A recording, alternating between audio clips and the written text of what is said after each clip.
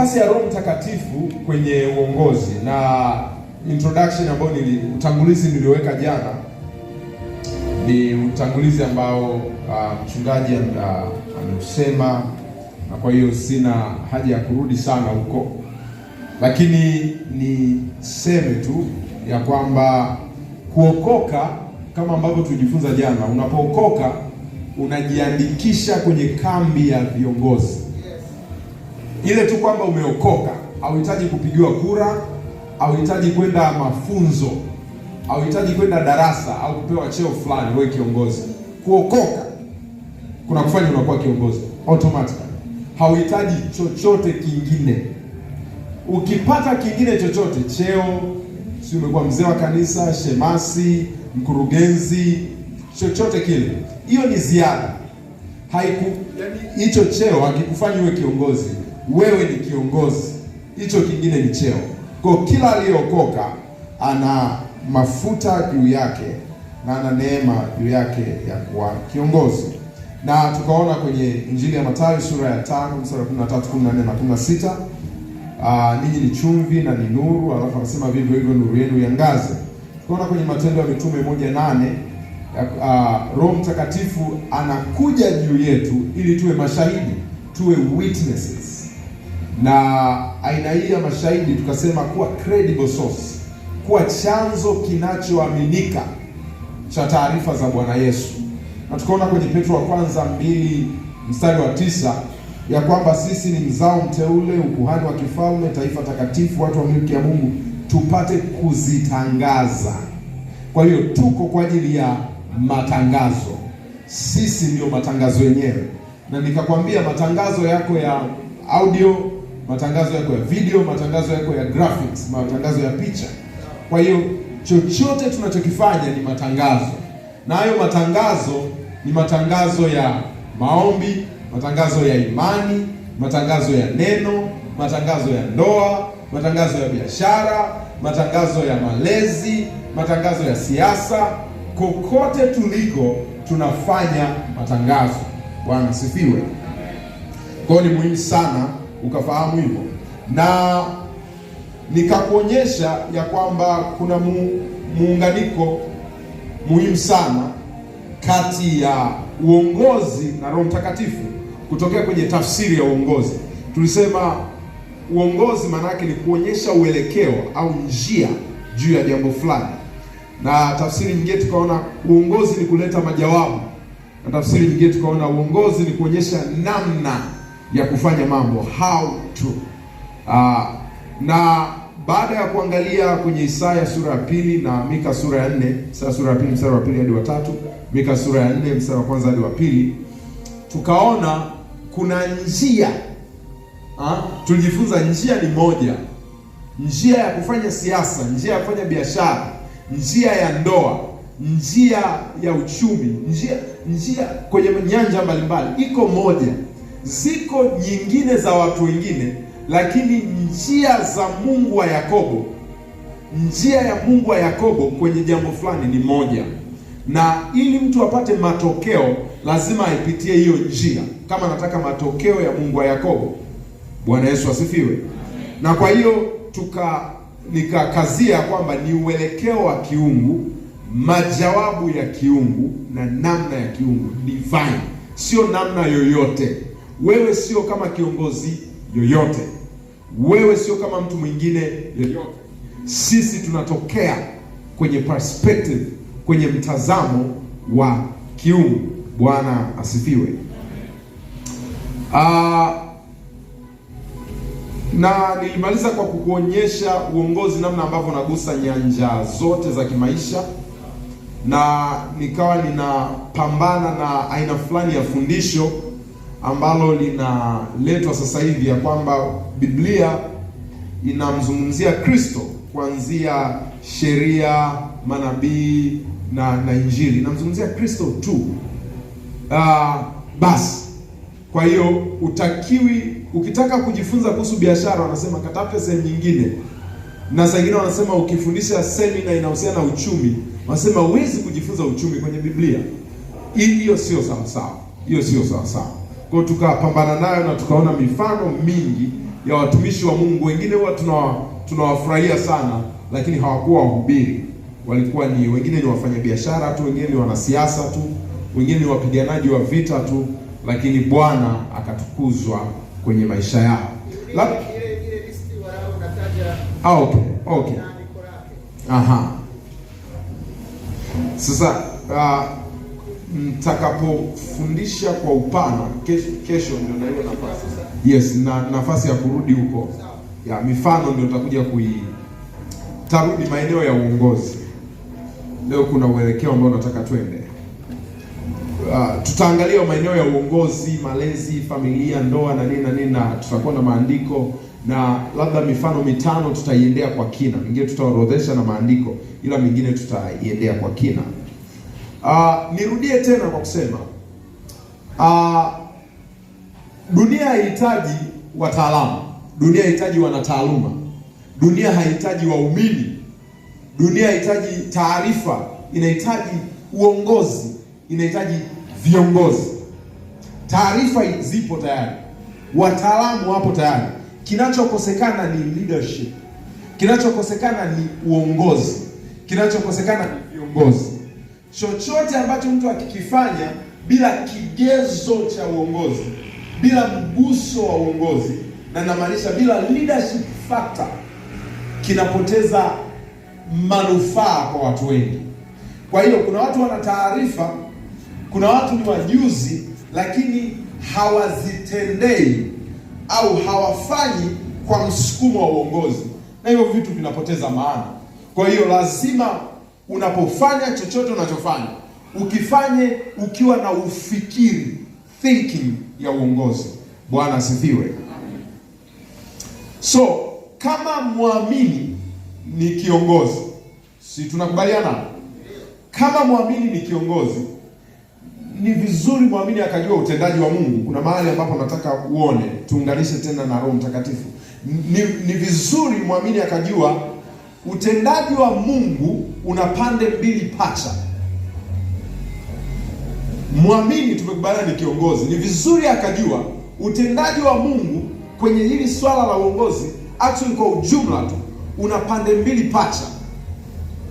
Na naposema pande mbili pacha, niliona coin mahali fulani. Okay, asante. Pande mbili pacha ni sawasawa na hii sarafu. Hii sarafu ina upande wa huyu Mzee Karume. Hii 500 ina Mzee Karume, alafu huku huyu anaitwa nini? Nyati. Wasijui wanyama, watoto wangu wanajua wanyama. Huku kuna Karume, alafu huku kuna mnyama. Hii sarafu huwezi kusema mimi napenda shilingi 500 na ninamchagua Karume, ila nyati simtaki. Ukichukua sarafu ya shilingi 500, whether unampenda nyati au umpendi, umemchukua. Au kama unapenda sana nyati, alafu Mzee Karume huwa umfurahii, unasema mimi napenda 500 na ninamchagua nyati, huwezi kumkataa Karume. Hizi ni pande mbili pacha. Kuchukua 500 ni kumchukua nyati na Karume. So utendaji wa Mungu una pande mbili pacha. Asante kwa mama. Una pande mbili pacha namna hiyo, ambazo huwezi kuchukua mmoja na kukataa mwingine. Hizo pande mbili pacha, upande wa kwanza ni upande wa Mungu, the God factor, upande wa Mungu. Muamini kiongozi anapaswa kuwa na uelewa mwanzoni kabisa ya kwamba huwezi kufanya neno lolote kama kiongozi bila kuwa na upande wa Mungu kwenye utendaji wa hilo eneo. Litaji hilo eneo lolote lile, liwe ni biashara, liwe ni siasa, liwe ni utumishi, liwe ni uinjilisti, liwe ni kujenga kituo cha watoto, kiwe ni kuilisha dunia, kiwe ni kutiba, vyovyote vile. Kuna utendaji wa Mungu ambao huwezi kuukwepa kama kiongozi. Na mtasema kwa nini? Huu upande wa Mungu, the God factor, kwenye utendaji ni upande uliohakikishwa na kuthibitishwa kwa 100%. Ni upande wa uhakika, upande ambao haupaswi kuwa na mashaka nao, upande ambao umehakikishwa. Upande wa pili, upande pacha wa pili ni upande wa mwanadamu, the human factor. Upande wa mwanadamu. Kwenye utendaji wa Mungu, Mungu hamuondolei mwanadamu nafasi yake kwenye kuleta matokeo yoyote. Mungu hamuondolei mwanadamu wajibu kwenye kuleta matokeo. Mungu ana upande wake kwenye biashara hiyo, na wewe una upande wako kwenye hiyo biashara. Mungu ana upande wake kwenye ukuaji wa hilo kanisa, na wewe una upande wako kwenye ukuaji wa hilo kanisa. Mungu ana upande wake kwenye hiyo ndoa, na wewe una upande wako kwenye hiyo ndoa. Kwa hiyo kama kiongozi lazima uwe na aina hiyo ya thinking, aina hiyo ya uelewa. Kuna hizi pande mbili pacha, baadaye nitakuja kufafanua kwa upana. Na ni vizuri ukajua, tunapoelezea human factor, ni vizuri ukajua hivi, imani katika Mungu inayomwondolea mwanadamu wajibu wake ni upotofu. Ukisikia kuna mafundisho yanafundishwa ya kwamba Yesu amemaliza, na wengine mmeshtuka, Yesu amemaliza na kwa hiyo hatufanyi chochote, nini alimaliza? Sio kweli. Kwenye huu ufalme ambao tumo, hakuna kitu hata kimoja ambacho hauhusiki pamoja na wokovu wenyewe. Hata wokovu wenyewe, kwa sababu wokovu wenyewe unaamini kwa moyo ndio unahesabiwa haki. Yesu alikufa, hakulazimishi kwa nini, wewe ndio unaamini ndio unahesabiwa haki. Ingekuwa amemaliza angekuhesabia haki tu. Kwa hiyo wewe una kazi ya kuamini. Usipoamini hiyo haki haihesabiwi. Lakini nasema vile vile, kwa kinywa unakiri hata kupokea huo msamaha na huo wokovu. Kwa hiyo una sehemu ya kufanya hata kwenye wokovu wenyewe. Kwa hiyo ukisikia kuna fundisho linasema yaani wewe jikalishe tu kama mzigo, Yesu alishafanya. Na kuna mwingine nimsikia anafafanua, andiko anasema ndani ya Kristo tunao msamaha. Akasema unasikia tunao msamaha, kwa hiyo tutaki kuomba, tunao. Unasema huu ni upotofu wa kiwango cha lami. Kwa hiyo kwenye huu ufalme, kama wokovu tu ambao kila mara tunaimba ni wa bure, una kitu cha kufanya. Mazee, hakuna kitu cha bure in this kingdom. Kuna wajibu unao. Bwana tusaidie sana. Kwa nini natambulisha mapema hizi pande mbili pacha? Ninajaribu kusync, kuleta pamoja vita kubwa ambayo inawatokea sana wapendwa.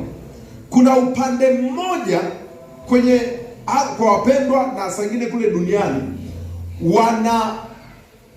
wanapinga mikazo ya kiroho na sehemu ya Mungu kwenye jambo lolote. Kuna watu ambao wanakataa sehemu ya Mungu kwenye afya. Hicho kitu kinaitwa humanism. Umwili naweza nikauita, au binadamu. Kwamba unaweza ukafanya mwenyewe. Unaua wajibu. Na wana maandiko ya kwamba Mungu ameweka utashi, Mungu ameweka uwezo, Mungu ameweka viwekezo. Kwa hiyo alivyoweka, wewe utakiwi tena kufanya kitu kwa sababu ameshaweka viwezesho, fanya mwenyewe. Hiyo sio sawa sawa. Kwa sababu inamuondoa Mungu kwenye equation na inakupelekea wewe uwe Mungu. Very dangerous. Kwa lazima kama kiongozi ujue Mungu ana upande wake kwenye hilo swala. Lakini vile vile ujue naona upande wako. Sababu pia kuna hili kundi la watu ambalo kila kitu wamemtwika fadhaa zao Bwana. Kwa hiyo ndoa haiendi sawa sawa, wanasema ni pepo. Na kumbe pepo yenyewe ndio huyu anayeongea. Wanasema kuna mizimu, na mzimu wenyewe ndio huo ambao unalala kitanda kimoja na mume wake au na mke wake. Huo ndio mzimu wenyewe. Kumbe swala ni ungejishughulikia wewe, hiyo ndoa ingeenda sawa sawa. Kwa hiyo ili uwe balanced, lazima ujue kuna God factor na kuna human factor. That makes sense? Yes. Naeleweka vizuri? Yes. Nitaka ni balance vizuri. Ili tunakoenda mbele, sisi tukamsukumizia Mungu, lakini pia tusije tukajivutia sisi. Lazima utembee kwenye kweli ya neno la Mungu. Kumbuka tusema sawa na Zaburi, jumla ya neno lake ndio kweli. Bwana sifiwe. So nataka tuangalie upande wa Mungu, the God factor, kwenye uongozi, upande wa Mungu. Na huu upande wa Mungu ndio ule ambao tunasema nafasi ya Roho Mtakatifu. Upande wa Mungu, jambo la kwanza nataka tuangalie karama za Roho Mtakatifu. Na namtukuza Mungu kwa ajili ya walimu ambao wametangulia, walikuwa wananiwekea tu msingi, alafu mimi nakuja kutembea juu ya maji. Rahisi namna hiyo. Pastor Msungu ametandika msingi mzuri sana, mimi natembea juu ya maji. Karama za Roho Mtakatifu, ukisoma kwenye Wakorintho wa kwanza sura ya 12 mstari wa 7 hadi mstari wa 11, utaona zimeorodheshwa hapa. Sasa karama ni baadaye nitazigawanyisha. Karama ni nyenzo au vitendea kazi. Karama ni nyenzo au vitendea kazi. Ni sawasawa na panga, jembe, vifaa fulani ambavyo ili kazi iwe rahisi lazima vitumike, ndio karama. Karama ni nguvu ya kiroho kuamuru matokeo. Is a divine power to command results. Karama ni ni nguvu ya kiroho ambayo inatumika kulazimisha mambo yatokee. Karama ni nguvu ya kiroho ambayo inatumika kulazimisha mambo yatokee. Kumbuka, kibinadamu kuna limitation. Kwa hiyo ni mtu aliyeokoka ndio anapaswa kwenda zaidi ya wengine. Kwa nini? Kwa sababu ya karama ndio inalazimisha matokeo. Chukua tule folder lote la darasa la roho ya imani. Right click, copy zile notes, paste hapa. Nimemaliza. Bwana asifiwe. Simeleka. Unazipaste hapa. Roho ya imani ina enforce vitu vitokee. Pastor alisema kiwete anaposimama hapo mbele yako, anapokalishwa mbele yako, ni whether anasimama au anaendelea kukaa. Sasa kinachosababisha inuke ni roho ya imani, ina enforce, inalazimisha. Unasikia Pastor Dickson anasema sitakufa. Ni nini? Ni roho ya imani. Wakati ambapo ndoa zinavunjika, unasema hii yangu, haki ya ndani haivunjiki. Si wanawake sijui wamekwaje, wa kwangu lazima anyoke. Wanaume sijui asomeki, wa kwangu atasomeka vizuri na atapigiwa mistari na atakuwa bolded. Ni nini? Faith. Bwana asifiwe. Sasa hiyo ni karama, ndio ambayo inasukuma vitu vitokee. Wakati mambo hayaeleweki, nyenzo inaitwa karama inasukuma vitu vitokee. Sasa kwenye hilo andiko karama zimetajwa, lakini mimi actually sio mimi, nisije nikadicredit mimi ndio niligawanya. Wataalamu wamegawanya karama kwenye sehemu tatu. Kuna karama za nguvu, ambapo ndani yake kuna karama ya kuponya, matendo ya miujiza na imani. Kuponya, matendo ya miujiza na imani. Naomba unisikilize vizuri. Sijasema karama kwa ajili ya wahubiri. Kwa hiyo usijitoe haraka. Takuja kufafanua. Usijitoe haraka. Ukiwa ni mfanyabiashara, unazihitaji hizi. Kuna karama ya mafunuo, ambapo ndani yake kuna za mafunuo. Ndani yake kuna hekima, maarifa na kupambanua roho. Alafu kuna karama za uneni, yani speech utterance, ambapo ndani yake kuna unabii, kuna lugha na kutafsiri lugha. Bwana Yesu asifiwe. Yesu asifiwe. Acha tu nitoe highlights, mifano. Kwa mfano kwenye karama za mafunuo, tumesema ni nyenzo za kiroho. Ni uwezesho wa kiungu kujua mambo ambayo yako sirini, ambayo hakuna literature, hakuna kitabu, hakuna utafiti utakusaidia kujua. Unaweza ukachukua vitabu vyote, sijui tafiti wamefanya feasibility studies, wakakuletea eneo gani si biashara itafanikiwa, eneo gani haiwezi kufanikiwa, nyakati gani biashara inafanikiwa, nyakati gani haifanikiwi, na ukasoma alafu ukaenda kufanya biashara kwa msaada wa hizo tafiti, lakini utagundua hautakuwa na matokeo. Lakini kwa karama za ufunuo, kuna neno la hekima linakuingia ndani yako ya kwamba nenda kafanye biashara eneo fulani wakati fulani. Hilo eneo ni eneo ambalo kibiashara sio friendly.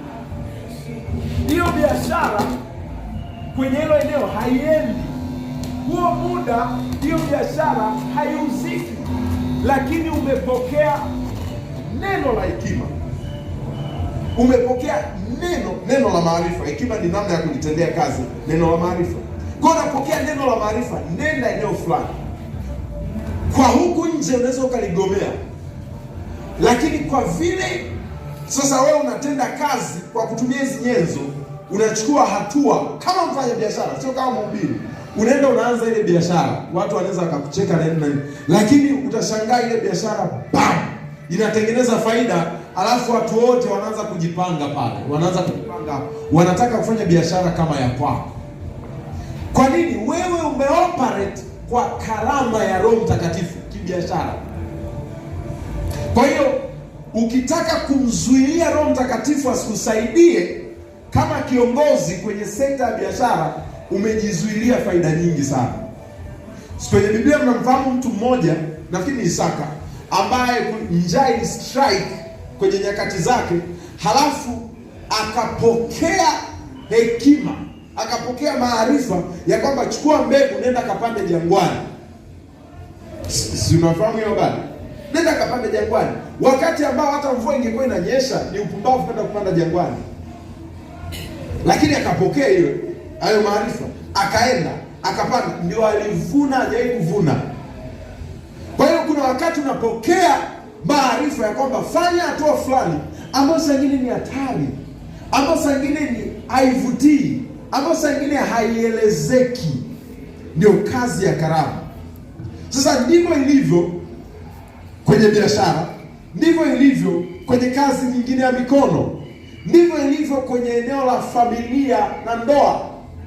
Kuna wakati fulani ambao unasikia Roho Mtakatifu anavuvia ndani yako uingie kwenye maombi. Saa nyingine maombi siku 7 unaomba, na saa nyingine unamwatamia mtoto wako fulani tu, unamwombea, na inawezekana hauna details, hauna maelezo mazuri kwa nini huyo mtoto umemwatamia kwenye maombi, lakini unaomba. Baada ya muda unakuja kugundua kumbe yale maombi yalikuwa yanamvusha au yanamwepusha eneo fulani. Sasa eti wewe umekalili tu hatua 6 za kulea: 1, wewe unampikia uji; 2, wewe unamnawisha mdomo. Unamnawisha mdomo, anakuwa stricken, anapigwa huko.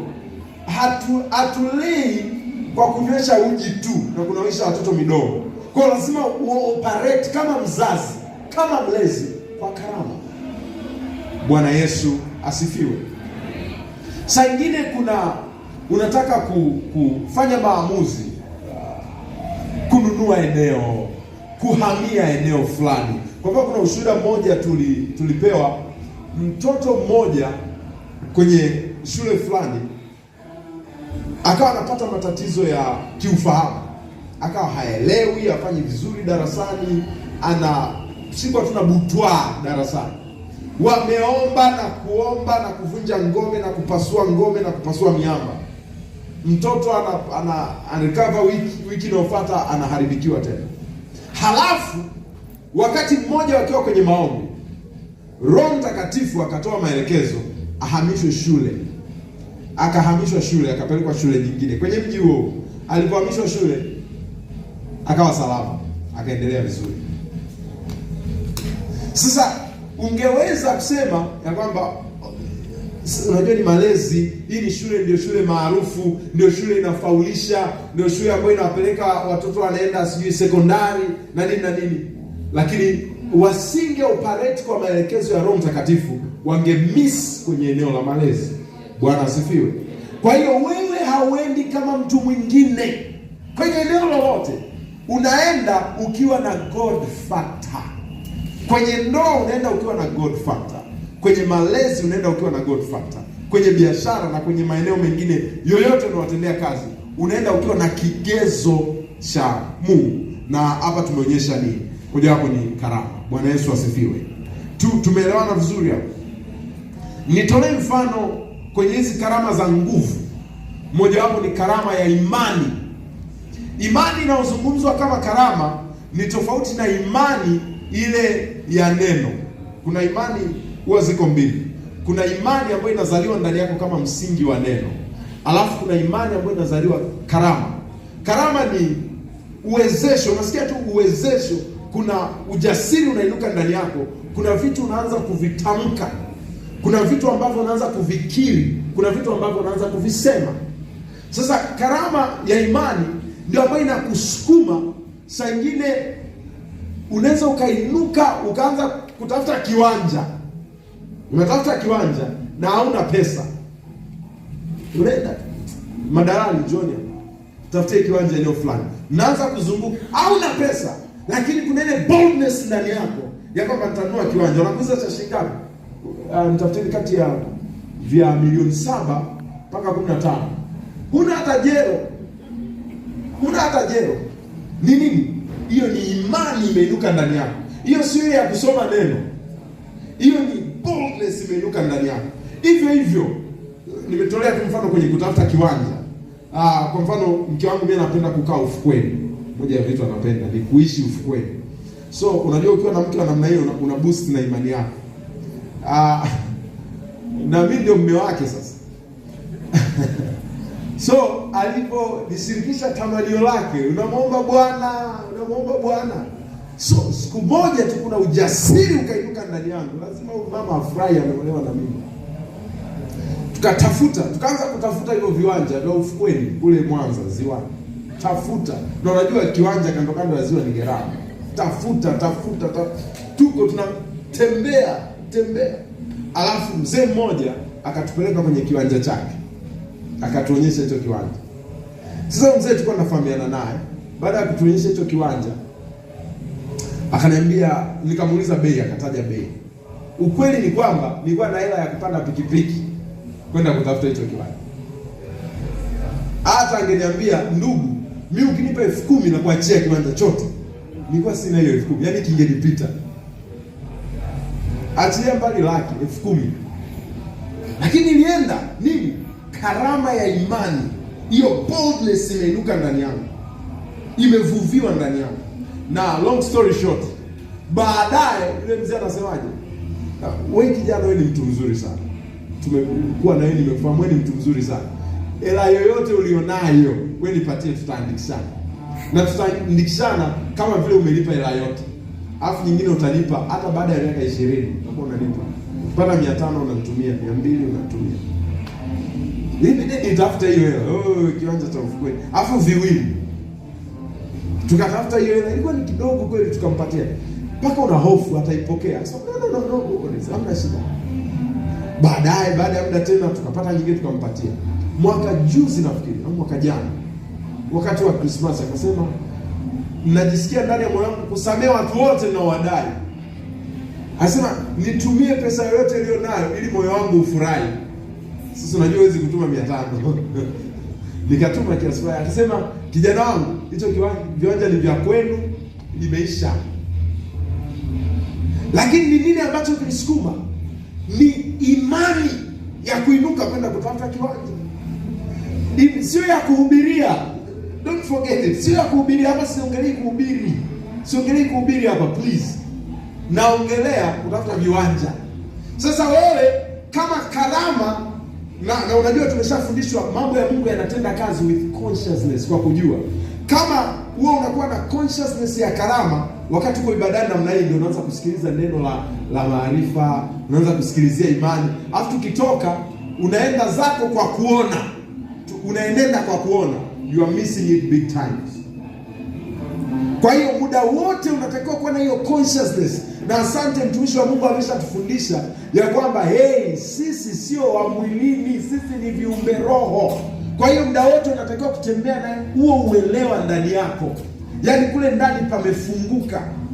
God factor lazima ingie kazini, mpaka kwenye kutafuta kiwanja, mpaka kwenye kufuga, mpaka kwenye kulewa, kwenye kila eneo.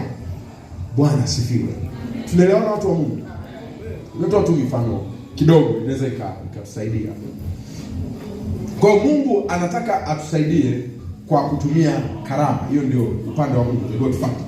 Lakini namna ya pili, labda kabla sijaondoka hapa, karama zinalazimisha mambo yatokee. Nimesema tangu mwanzo, karama zina enforce mambo yatokee, zinalazimishia matokeo. Na hasa hii karama ya imani, nitairudia tena, karama ya imani actually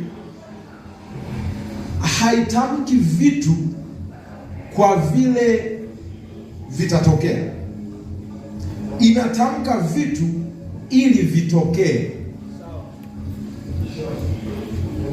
Na pause ili sink.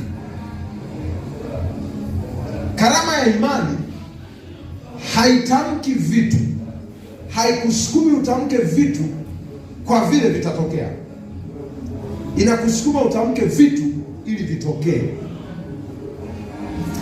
Yaani kimsingi, kiratiba, hivyo vitu mngetulia tu hivi, yaani vitu vyote vingekuwa constant, hivyo vitu visingetokea. Ila karama ya imani inaviumba, inavileta into existence.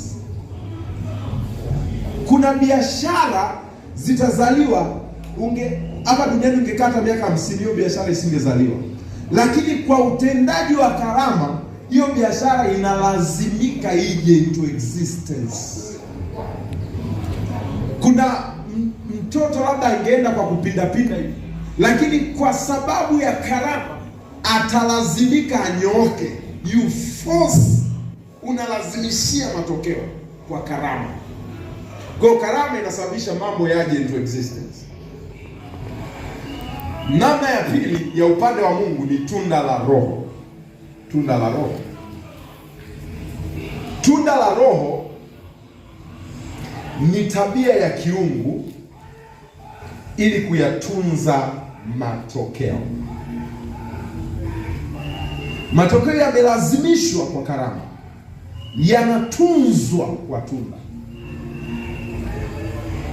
Matokeo yanalazimishwa kwa karama, yanatunzwa kwa tunda. Kwa hiyo karama inaweza isitunze matokeo, ni force, ni nguvu ambayo inasukuma vitu vitokee, ila ili uweze kwenda navyo na kuendelea kufurahia matokeo, lazima kuna tunda la Roho Mtakatifu ndani yako. Ukisoma kwenye Galatia sura ya 5 mstari wa 22, anazungumzia kuhusu tunda la Roho. Anasema upendo, furaha, amani, uvumilivu, utu wema, fadhili, uaminifu, upole na kiasi. Hili ni tunda la Roho. Na kuna vitu tu hapa nataka ni shed light, nimulike mwanga. Ili tunda la Roho ni tabia ambayo inazaliwa ndani yako kwa msaada wa Roho Mtakatifu. Tukizungumza kibinadamu, hizo tabia hauwezi kuzizaa. Yaani kibinadamu kupenda sio kawaida. Kibinadamu kuvumilia sio kawaida. Kibinadamu kuwa na furaha tena ile ya muda wote sio kawaida. Lakini kuna tabia inazaliwa ndani yako kwa Roho Mtakatifu. Sasa hiyo tabia ambayo inazaliwa ndani yako ndio inatunza matokeo. Nitakupa mfano kwa tunda linaitwa uvumilivu. Tunda linaitwa uvumilivu. Kwenye eneo mojawapo, sababu tunazungumzia kwamba uongozi una maeneo mbalimbali. Eneo mojawapo ni eneo linaitwa ndoa. Eneo linaitwa ndoa. Niwaambie ukweli katika Bwana ya kwamba kile ambacho Mungu anasema kwenye Mwanzo 2:18 akamfanyizia msaidizi wa kufanyaje? Wa kufanana. Haimaanishi napenda machungwa, napenda machungwa. Napenda kuogelea, napenda kuogelea.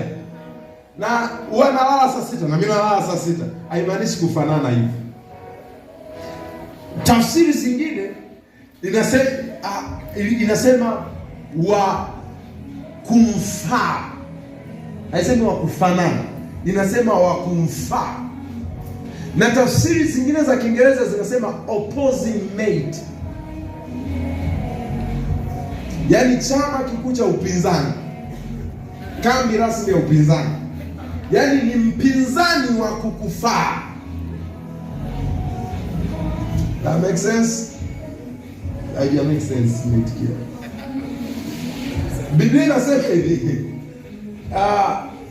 huyo ambaye Mungu anakupatia sio mnafanana, ile ambayo wengi vijana wengi sana kuna upuuzi wanaambiana, anapenda hiki na mimi napenda hiki, anapenda hiki, na kwa ndio anafikiri ndio maana ya wakufanana naye.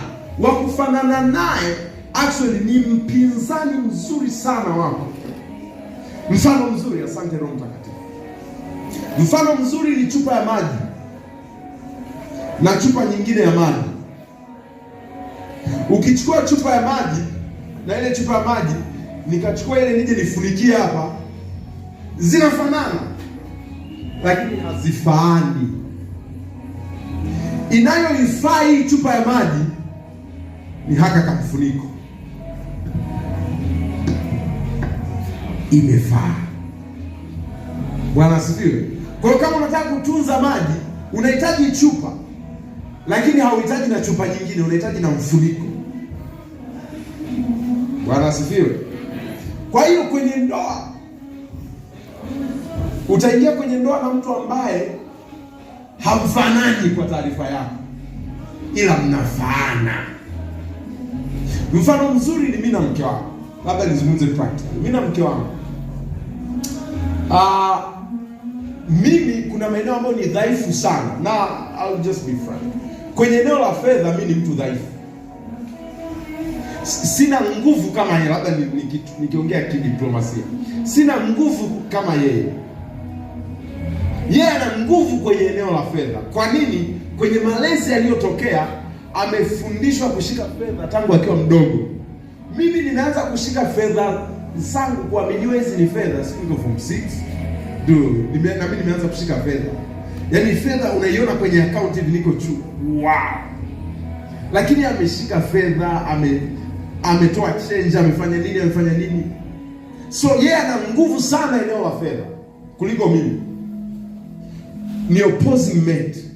Kwa hiyo mimi napokuja kwenye swala la fedha, unaona saa nyingine mimi ukinipa fedha naweza nikaitumia vibaya. Sio kwa nia mbaya, naitumia vibaya kwa nia nzuri. Mimi ukiniachia hapa 300 sasa hivi, tukipinduka hivi, kuna vitabu kama 180 viko ndani. Lakini ndio hiyo ilikuwa hela ya kula. Mimi nanunua vitabu. Sasa wewe unakuja kuuza, tutakula vitabu. Hatuli vitabu. Bwana asifiwe. Sasa kuna wanaume wapendi kuambiwa, hivi unajua hatuli vitabu. Anaona mwanamke amenilia. Lakini ni sawa, nimetumia vibaya. So, inapokuja kwenye swala la fedha, sisi usije ukachukua ukaipeleka kwenye ndoa yenu. Na wadada, please, usije ukasema mchungaji hilo sio neno la Bwana, ni sisi. Inapokuja kwenye swala la fedha, sisi anayedeal na fedha zetu. Sisi hatuna fedha zangu na zake, tuna zetu. Anayedeal na fedha zetu ni yeye, sio mimi. Kwa hiyo ukija ukanikaba hivi pale njiani, utambulia hata hizi za rohoni na maandiko. Hela huwa anazo mke wangu. Wakati huo nimeajiriwa huko, wakati fulani niko St. Augustine nimeajiriwa nafundisha. Unachukua ule mshahara unatransfer unaenda kwenye account yake, au unachukua na kuja kumkabidhi. Yeye ndo ananipatia hadi nauli. Sababu anajua huyu jamaa ukimpatia 100,000, aki tena anaenda kununua vitabu. Au na moyo wa uchungaji, saa nyingine mtu anakuja anakuambia hivi unampa 20. Alafu unagundua hauna hata nauli ya kurudi nyumbani. Hani nitumie nauli. Bwana tusaidie sana. Unaona sasa yeye anaweza akawa anatamani aone matokeo fulani kuhusiana na eneo la fedha kwangu. Na ili aone hayo matokeo hataki kukemea tu. Au hataki kununa. Au hataki kuanza kunilinganisha au kutamka maneno mengi. Ataanza kunishauri, kunielekeza. Sasa na unajua sisi tumewafundisha wake zetu vizuri. Ndio anafundisha lakini kwa heshima. Sasa sio ananifanyia hivi. Kwa heshima. Anafundisha lakini kwa heshima vizuri. Anajua anafundisha mfalme wake, anafundisha bwana wake vizuri. Kwa anafundisha kwa heshima. Akifundisha sio kwamba akinifundisha hapo naelewa. Ananiamini tena, ananipa ka 50,000 kwamba hii kimbia nayo wiki. Nikirudi jioni ninayo sasa. Nina 1,000 tu. Haya, anaendelea kuzishikilia. Baada ya miezi tena ananiamini tena na ka 50. Kanapitia huko. Ni nini ambacho kitamsababisha wakati anaendelea kunifundisha bado anirigadi kama mume wake? Tunda linaitwa uvumilivu. That was my point. Alikuwa anachekesha lakini leo au jana kwamba hata kuomba kuna namna anaomba hadi kutamka maneno anafanana na mimi. Wakati ninamuomba alikuwa na mishe zake huko anaendelea na mambo yake, hakuwa mama mtumishi kivile. Hata ungemuuliza anambia tunaenda cheti, tunatoa sadaka, tunaondoka, wengine ndio wanaifanya kazi ya Bwana. Hakuwa hivyo, yani mama mtumishi hakuwa na hayo mambo. Na saa nyingine mambo ya kusoma vitabu, mimi alikuwa yani unakaa masaa 3 unasoma vitabu, unataka kugundua almasi umao nini? Kidogo kidogo, mimi sikuwa nakuja na bariza na vitabu soma, no. Nilikuwa najua kidogo kidogo. Saa nyingine nilikuwa nasoma kwa kumuonyesha ili aone. Yaani kuna wakati wao tunasoma au kuna wakati tunasoma kwa maonyesho. Yaani nasoma ili anione. Soma na andika. Soma. Sasa kichwani najua ilikuwa inaendelea, lakini ambacho sikuwa namlazimisha. Nilikuwa na tunda la uvumilivu. Nasubiria utafika wakati. Sasa hivi yeye ndio ananizidi. Unamkuta amebebelea na vitabu. Ana duka tuna biashara ya kuuza nguo. Anaenda dukani anabebelea na vitabu anasoma. Unamkuta pale dukani anasoma. Yaani sasa ukimuuliza yeye anasoma vitabu vingi kuliko mimi. Lakini haikutokea ndani ya usiku mmoja. Ilibidi niwe mvumilivu. Usipokuwa mvumilivu unaivunja ndoa. Kwa lazima uache. Tunda la roho la uvumilivu ndio linakupa kusubiria matokeo. Bwana asifiwe. Bwana Yesu asifiwe. Na labda ni contrast. Uvumilivu sio kukubaliana na kutokuzaa matunda. Hilo ni vitu viwili tofauti. Uvumilivu sio kukubaliana na hali ya kutozaa matunda. Kuna ile mambo hayazai matunda, umekaa tumefundishwa tunda la uvumilivu. Umekaa Uvumilivu ni unajua itazaa matunda. Ni sawasawa umepanda mbegu ya mahindi. Huwa lazima tunda la uvumilivu. Na shambani huwa mna uvumilivu sana. Huwezi kufika pale unasema nataka nikavune. No, bado muda. Unavumilia, unasubiri. Unajua ni kweli italeta matunda, lakini kuna tunda la uvumilivu. Sasa ndivyo ilivyo kwenye biashara.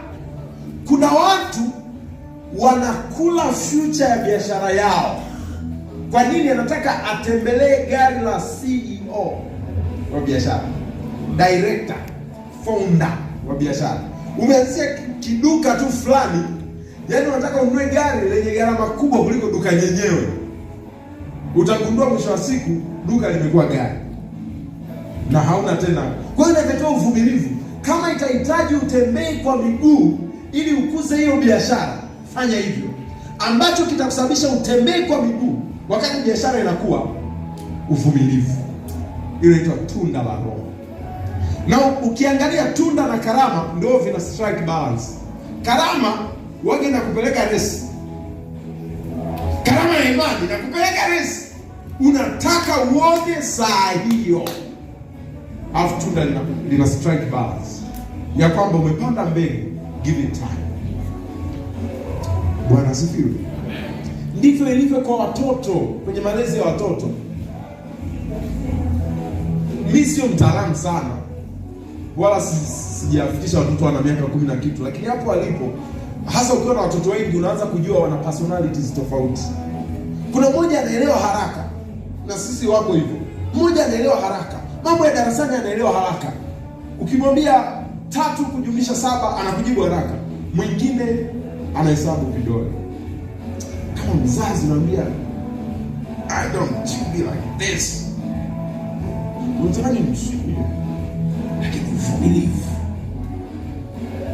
Unaendelea kumfundisha kwa uvumilivu, alafu mwisho wa siku hata kuwa kama huyo, na yeye ndio yeye, ana namna yake ya kufanya vitu, ana strength eneo jingine.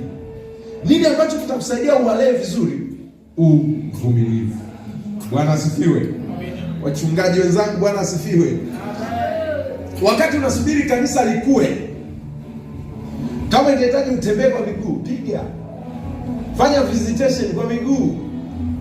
Sinakumbuka wakati fulani alishafanya visitation tukakimbizwa na nyuki. Kuna kijana wangu hata sana. Kimbizwa na nyuki, mchungaji kalala chini kwanza. Kanisa halijafika hapo. Bwana asifiwe. Sasa unashangaa eti kanisa na watu 7, kama Bwana akubariki na labda na gari sawa kulingana na uwezo. Lakini kanisa unataka ulikamue washirika 7, mumtunze masihi wa Bwana. Mnunue nani? V8 ya masihi wa Bwana. Nyeusi. Na itifaki. Itifaki yenyewe wa 7 tu akijipanga ndio itifaki imeisha. Ni nini ambacho kinasababisha uendelee kufanya hiyo kazi na uendelee sasa kutembea kwa miguu? Nimependa sana Pastor Deus analala kwenye chemba tu fulani. Ni nini? It's just a matter of time. Ni kweli umepanda mbegu, italeta matokeo. Vumilia. Unajua tukiongelea shambani huwa naitaga kanuni ya shamba. Mnaelewa zaidi. Hamna mtu ambaye anapanda mahindi afu kesho anaamka anasema ngoja tukavune. Hamna mtu ana namna hiyo, hamna kichawa namna hiyo. Au aende shambani kesho yake akute mahindi hajachomoza hivi, afukue mbegu. Kuna mtu ana namna hiyo? This should be crazy. Sasa hiyo ndio passion inazaliwa na shambani. Na ndivyo ilivyo kwenye maisha kote. Hilo ni tunda moja wapo tu linaitwa uvumilivu. Sasa hilo linazaliwa na Roho Mtakatifu ndani yako kusubirishia matokeo. Wasiangalie saa kwa sijui hata namna gani. Bwana asifiwe. Yesu asifiwe. Labda niseme tunda jingine linaitwa kiasi. Tunda jingine linaitwa kiasi. Kwenye hapa tunazungumzia the God factor kwenye utendaji wa mambo. Tunasema karama na tunda la Roho. Na tunda mojawapo tunasema uvumilivu, jingine ni kiasi. Kiasi, kuna mtu anaweza kiasi ni kiasi gani? Kiasi kinatofautiana kwenye mazingira, mtu na mtu, hali na hali, eneo na eneo. Anayepima ya kwamba hiki ni kiasi ni Roho Mtakatifu. Hakuna general rule ya kwamba hiki ndio kiasi. Kwa hiyo anayezaa hicho kiasi ni Roho Mtakatifu, ndio anazaa ndani yako. Ya kwamba sasa hivi niende umbali huu.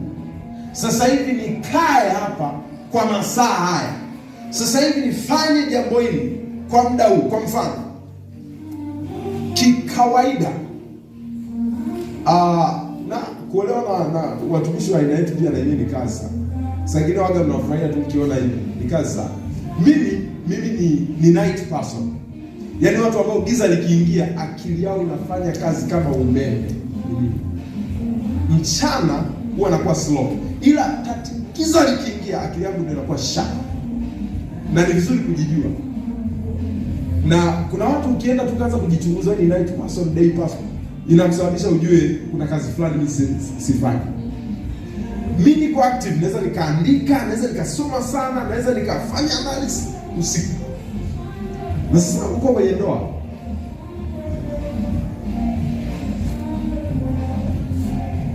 Mimi kulala saa 10 kawaida sana. Sio saa 10 jioni, saa 10 alfajiri. Jambo la kawaida. Jambo la kawaida kabisa. Mimi kukesha ni za asubuhi nimeamkaje? Za tangu saa 4 usiku ni nzuri. Kawaida kabisa. Kawaida kabisa. Ni aina ya mtu.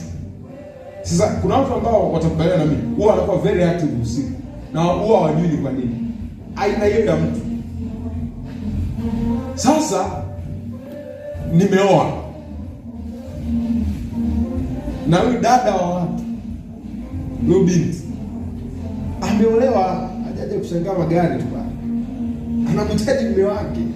Saa nyingine kuzungumza, saa nyingine na mengine. Bwana asifiwe. Amen. Umeelewa? So ambacho kitasema usome mpaka saa 7 au saa 4 au saa 11 ni tunda la Roho linaloitwa kiasi. Usipokuwa na tunda la kiasi, utajikuta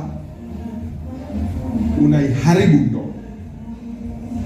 Paulo anasema vizuri, anawafundisha wanandoa, kanisa la Korinto ndio liko na vurugu. Anasema msinyimane, ila isipokuwa mmepatana, muende huko kwenye maombi ya kufunga na nini. Anasema alafu baada ya muda msikawie mrudiane, ili adui asije akawajaribu kwa kutokuwa na kiasi. Hapo alichokuwa anafundisha ni vitu viwili. Kimoja ndio watu wanakikazia sana, ambacho kinakaziwa sana ni kwamba, na that's very wrong pia, ikikaziwa vibaya, ya kwamba watu wanafunga tu, amefunga siku 7 hajakaa na mke wake, amekaa tu kwenye maombi ya kufunga. Ni sawa upande mmoja, lakini upande mwingine anasema kwa kutokuwa na kiasi. Vile vile ukikaa tu na please, unampendeza tu mwenzi wako na haufungi, itakula hiyo ndoa. Ndio nilikuwa na strike your balance. Sio kama mtu ameelewa. Amen. Mtu ameelewa? Yes. Mkazo mmoja najua umeshasemwa sana, ya kwamba kuna watu muda mwingi amefunga tu, haongei na mke wake, huko tu kwenye maombi. Hiyo sio sawa sawa. Anatakiwa strike balance aje akae na familia. Lakini vile vile mimi kuendelea kucheza na kina Joshua Vision na Karis, nacheza nao, sisomi neno, siwatendei sawa sawa, I'm killing them, na waua. Kwa kila mara lazima wajue hata kukaa na nyie ina kiasi. Hata kucheza na watoto na nyie ina kiasi. Sasa ina kiasi ya muda gani? Ni tunda la Roho sasa. That makes sense. Imeleka watu wa Mungu. Yes, sir. Anezayo ni Roho Mtakatifu ndani yako. Maana kumbuka nikotoka, kuna hao wamefundisha human factor, ile kigezo cha ubinadamu, ya kwamba siombe sana, kaa na familia yako. Kwa muda wote tu hapo umekaa na familia yako. Mimi nikikosa neno, nikikosa moto wa Roho Mtakatifu ndani yangu, na naanza kuwa mzigo kwa huyu mama, na naanza kuwa mzigo kwa watoto, na naanza kuwa mateso kwao. Kwa lazima moto wangu uendelee kuwaka. Lazima niwe mkali, niwe sharp kwenye eneo la kiroho, niwe sharp kwenye discernment. Kwa hiyo ndio wananitaka, lakini lazima wajue nikikosa kiasi kwa kukaa nao, nikakosa kiasi kama nakaa nao muda wote, vile vile ilikuwa hasara yao. Kwa lazima uwe na kiasi kote, kiasi kwenye kukaa nao, kiasi kwenye kujifungia kuomba. Ana strike your balance ndani yako ni Roho Mtakatifu. Hatuwezi kusema masaa 2 kwa masaa 4. Hamna hiyo. Ni Roho Mtakatifu. Kuna wakati atakuchukua siku 7 ukafunge huko, ukajifungia kabisa, hakuoni. Sasa kama uliambia ni masaa 2 kwa 3, unatoka kwenye mfungo baby, afu unaenda tena kufunga. Huo ni mfungo, umekuwa katuni. Bwana Yesu asifiwe. Tumeelewana watu wa Mungu? Tumeelewana vizuri? Okay. Upande wa mwanadamu, as I finish, acha nilitambulishe tu hilo la.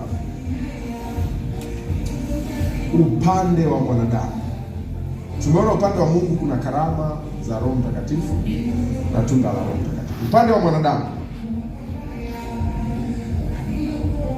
human factor,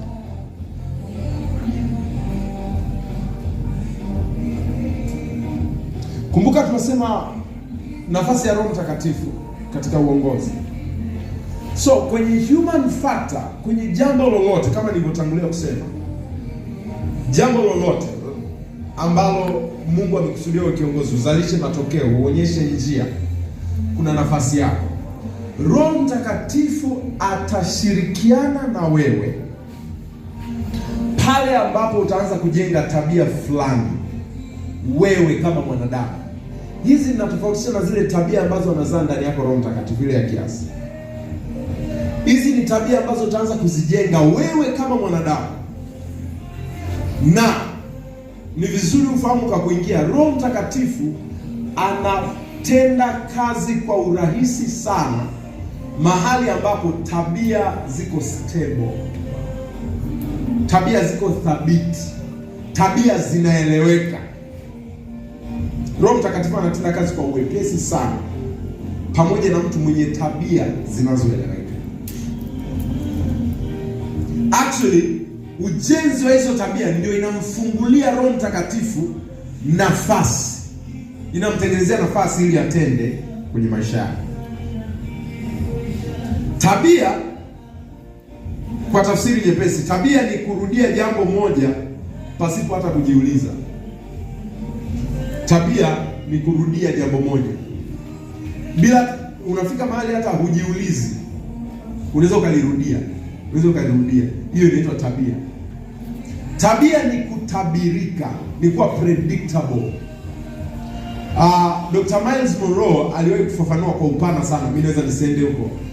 Alitumia maneno sio ya Kigiriki na nini kuelezea tabia, kwamba asili ya neno tabia inafanana kabisa na asili ya neno sanamu.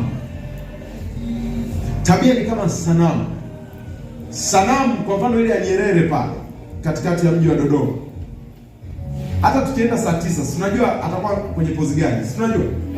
Mtamkutaje? Tukienda asubuhi wakati wa baridi atakuwa amejikunyata. Nyosha hivi. Tukienda wakati watu tunavuja jasho atakuwa anajifuta. Nyerere atakuwa amenyosha mkono. Ndio maana ya tabia. Yaani unaweza ukatabiri.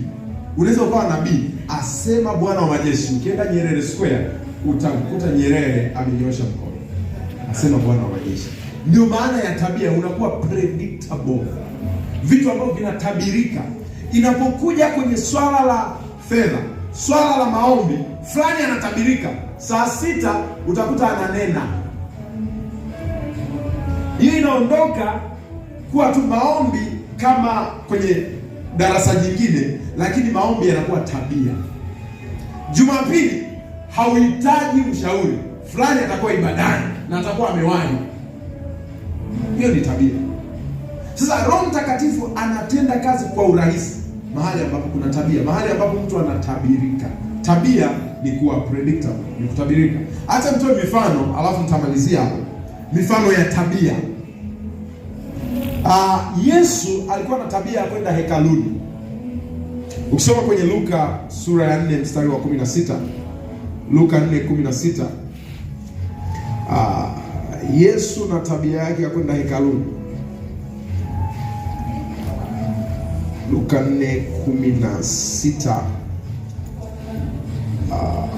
akaenda Nazareti, hapo alipolelewa, na siku ya Sabato akaingia katika sinagogi kama ilivyokuwa desturi yake.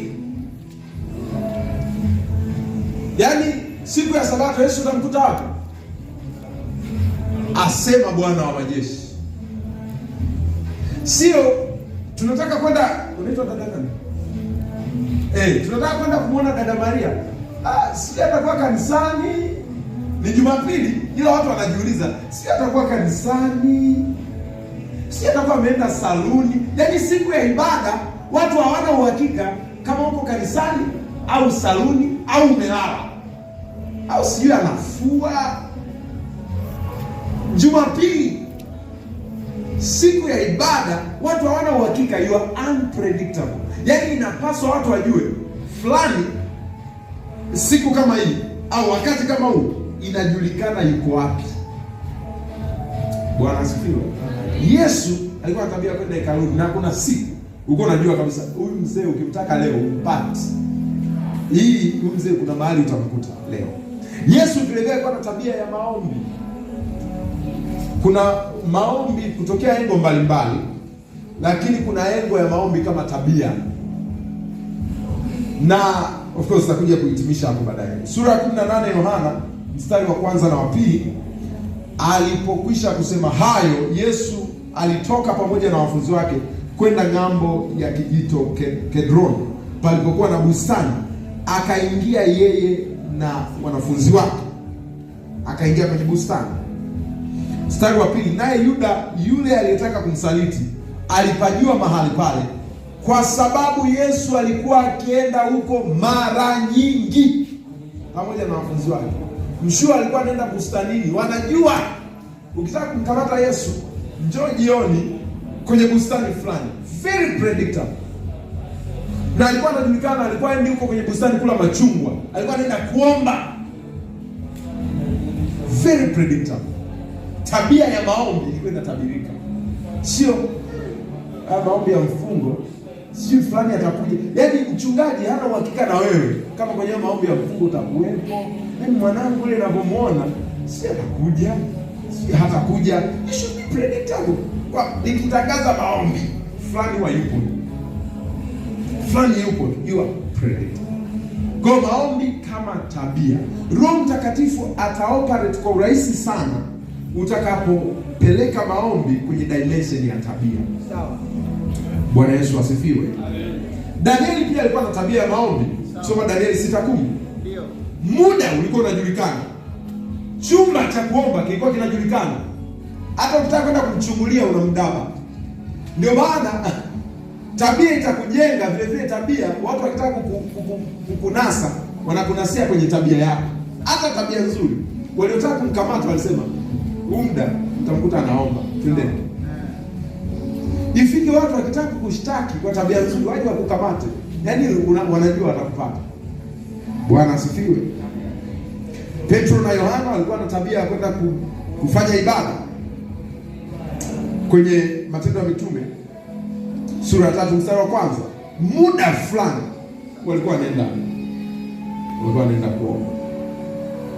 Kanisa la kwanza lilikuwa na tabia ya ibada. Matendo ya Mitume sura ya 2. Alafu nitatoa concluding remark hapo, tunakuwa tumemaliza. Matendo ya Mitume sura ya 2 mstari wa 42, wakawa wakidumu katika fundisho la mitume. Nataka hilo neno wakidumu kwenye fundisho la mitume. Yaani hao watu wamezoelea mafundisho, wanadumu, wanaendelea, kama walikuwa wanaandika notes wanaendelea, wanadumu, consistency, wako hapo, ni tabia yao. Ukiangalia mstari wa 46 anasema, na siku zote kwa moyo mmoja walidumu ndani ya hekalu. Siku zote. Hao watu walikuwa predictable, walikuwa wanatabirika. Bwana asifiwe. Amen. Yesu asifiwe. Amen. Sasa nachotaka kukijenga ndani yetu, napozungumzia swala tabia, hizi hazijengi Roho Mtakatifu. Tafadhali, unayejenga hizi tabia ni wewe, sio Roho Mtakatifu. Kumbuka tunazungumzia human factor. Anayeamua maombi yawe ni tabia yangu ni wewe. Anayeamua saa 9 uwe ni muda wangu wa kuomba ni wewe. Anayeamua saa 9 niwe naomba kwa kupiga magoti ni wewe. Anayeamua niwe naomba kwa kufungua dirisha ni wewe. Anayeamua niombe kwenye bustani ni wewe. Unaamua, inakuwa ni tabia yako. Bwana Yesu asifiwe. Sasa hiyo ndio human factor. Roho Mtakatifu atakusaidia, ataingia kuja kukusaidia kuzalisha matokeo kwenye maeneo mbalimbali pale ambapo utajenga tabia. Tutakuja kwenda nalo kwa upana sana, lakini tafsiri yangu ni kwamba ufike mahali utabirike, uwe predictable, tuweze kujua. Bwana asifiwe. Inaeleweka watu wa Mungu? Nikiwaangalia kama vile mmo, kama vile mmo.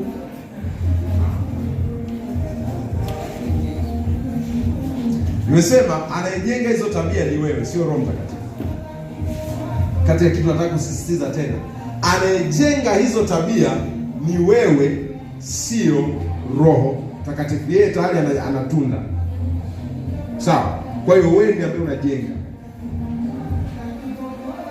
Sasa hivyo kwenye maeneo mbalimbali, kwenye ndoa, we predictable.